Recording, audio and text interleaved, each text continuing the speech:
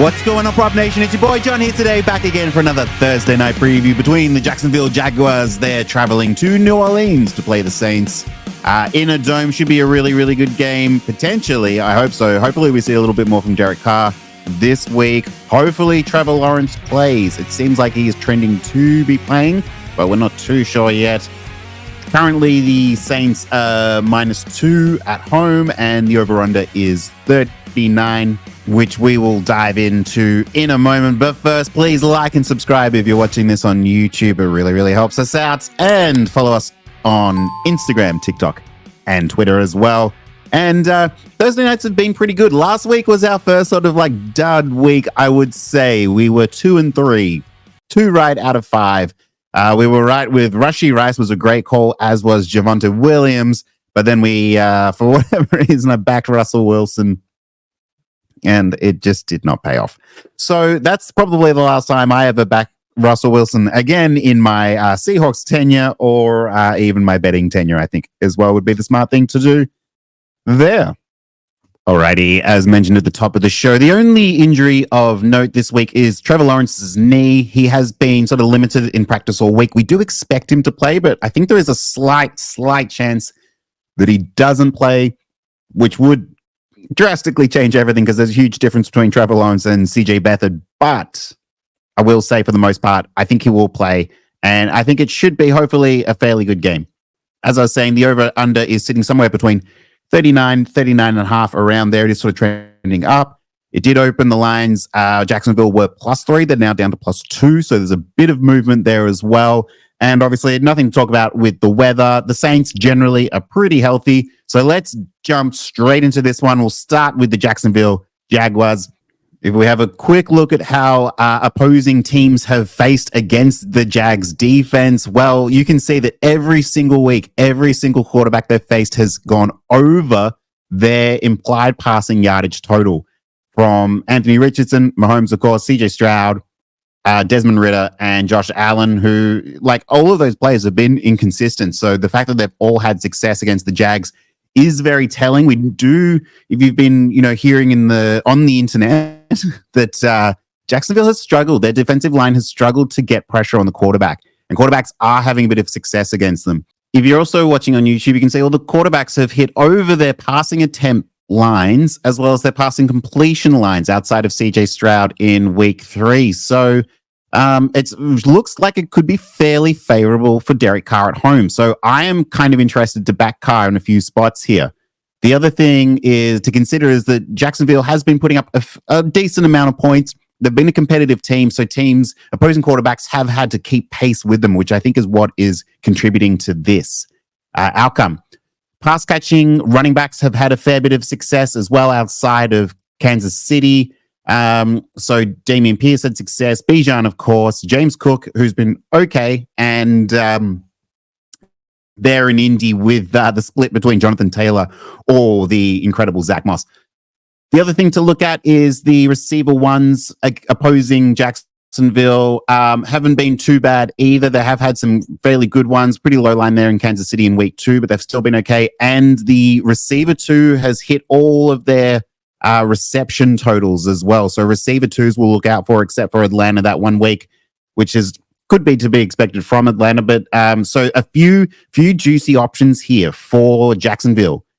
If we move over now to the New Orleans Saints, it is for the most part a fairly different story. Not all quarterbacks have had success against them. The other thing that really stands out, if you have a look at the over-unders for each week, every single game they've been in has gone under. So struggling to get points. This should be an interesting matchup to see how they perform against the Jags, who have been allowing points. The other thing that stands out the most is all receiver 1 options who have faced the Saints have all had success. So that's anywhere from DeAndre Hopkins to Adam Thielen to Mike Evans. Well, actually, that was Chris Godwin. We swapped for Mike Evans.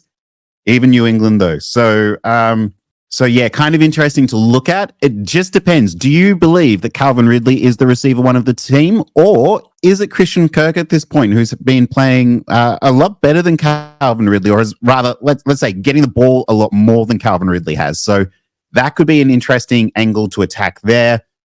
Evan Ingram, who has been an absolute money-making machine for us, he could struggle this week. So we'll keep that in mind. I still really like Evan Ingram here, but not all tight ends have had success there. But not all tight ends in general ever have success. So there is that to consider as well. Alrighty, then let's dive into the quarterback options now. And we can see here with Trevor Lawrence, he has been fairly inconsistent across the board. 1 week on, 1 week off, 1 week good, 1 week not so good. There is maybe a little bit of value in his rushing props, although given his knee injury he sustained last week, I'm not going to bet that one, so we'll stay off that. So not too much on the Trevor Lawrence side to really commit to, and that does actually fairly align well with the Saints and how they've been going against quarterbacks as well, where I don't think that we want to attack that at all. There's no consistency there. Derek Carr is interesting because all quarterbacks have had success against the Jags, versus Derek Carr, who has not had too much success by himself in general. He has had some good weeks, but if the line is about 240, that should be an interesting line.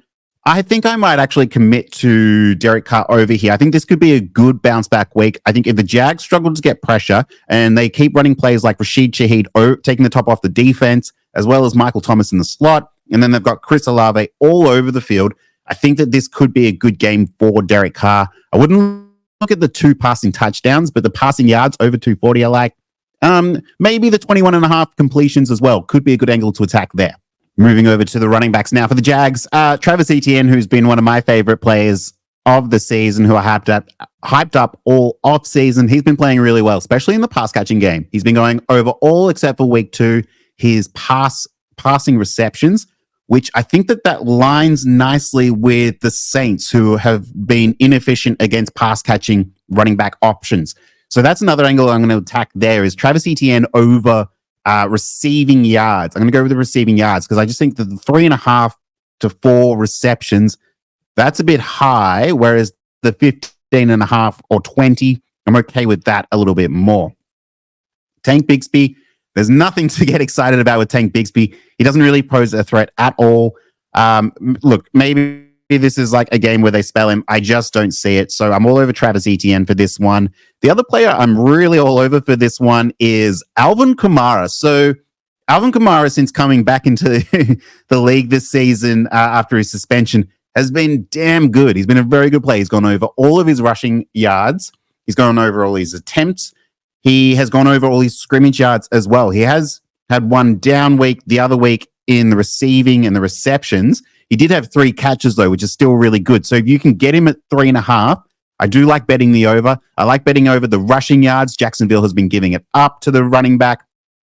I think this is a really great angle we can attack at home. So I'm going to add this one to the list. I'm going to go Alvin Kamara. I want to go the scrimmage yards, and I usually stay away from scrimmage because I'm always like, is it the rushing? Is it the receiving? I'd rather not pay the extra 5 yards to go all purpose. But this time I would, because Alvin Kamara has been so efficient and so good. I think that this is a safe spot to bet the scrimmage yards. There's nothing for Kendre Miller that I would really look at here. Alvin Kamara all the way. Travis Etienne we've got so far as well. And Derek Carr. Let's finish off with these wide receivers, and we will start in Jacksonville, or with the Jacksonville side, rather, because we are in New Orleans. So, yeah, this is where it gets tricky. We know that the wide receiver 1 option is great to attack for the Saints defense, but is it Calvin Ridley or is it Christian Kirk? This is where I just don't know. The other thing that really stands out here is the Evan Ingram reception. He's gone over it every single week he's played football, and he's played football every single week. So he's gone over it every single week. So 4 or more is a really nice number. The Saints linebackers against tight end have been good, so it is a risk. But is it Christian Kirk? This is where I get stuck. I don't know. Combine that with Trevor Lawrence, who might be somewhat injured. Maybe this is sort of like a safer Christian Kirk game, an Evan Ingram game. It could be worth looking at. I do like the tight end option there as well. Let's finish with the Saints as well. I would just it'd be up to you to use your best judgment. It could be a coin flip. It could be both. It could. I was going to say it could be neither. It might not be neither. I think one of them will get over their receiving yards. For the Saints, now this is a good area to stack with Derek Carr over passing yards. Chris Olave, Michael Thomas are what I'm looking at. You could go Rashid Shaheed. He does get game scripted out, though. So if he doesn't catch that deep bomb, he is tricky to depend on. And with that receiving yardage total at 60, I don't actually think it'll be that high. I think it'll be down more like 40, I'm guessing. Even then, it's still really high for a deep threat. Chris Olave, I'm looking at as a really good option. Or Michael Thomas receptions in the slot could also be good. Five receptions is tricky. I think I'd rather go Chris Olave on the receiving yards. If it's around 70, we can take that. And then the Michael Thomas, the receiving yards have been a little bit inconsistent for me to want to bet that. And then the tight end situation is all over the place at the moment. 1 week it's Juwan Johnson, the next week it's Foster Moreau, the next week it's Taysom Hill. It's impossible to know, so we're going to set that aside and leave that for now. All right, so let's finish up there. We'll go over the ticket one last time, the bets that we're happy with. So it is Derek Carr over passing yards. Stressful, I know. You could also do a over completions if you prefer. I'm happy with either, but I would only go one or the other just for the sake of stability. The next one is Travis Etienne over receiving yards. We like the over receiving yards. Alvin Kamara over scrimmage yards. We like over scrimmage yards. And let's finish off with, and then the final bit of the ticket, the receiving options. This one you could probably use your best judgment on. I quite like Christian Kirk over receiving. Or you could throw in Evan Ingram over receptions, although is this the week that he finally goes under because it's not sustainable all year long. And then on the Saints side, I like Chris Olave over receiving yards. If it's around 70.5, I think that's a good number. Michael Thomas, 4.5, you could go over that for receptions. 5.5, I would stay away. And then I'm not looking at any of the tight ends there as well. Thank you for another fantastic week of Prop Nation Thursday night preview breakdown. Please like and subscribe this video. It really helps us out. And follow us on Instagram, TikTok, and Twitter as well, and on subscribe on YouTube as well. We'll be back for the Sunday slate, another fantastic edition of football for week 7. I can't believe it, week 7, and we're saying that already. Enjoy your week ahead. Good luck, everybody. Enjoy the game.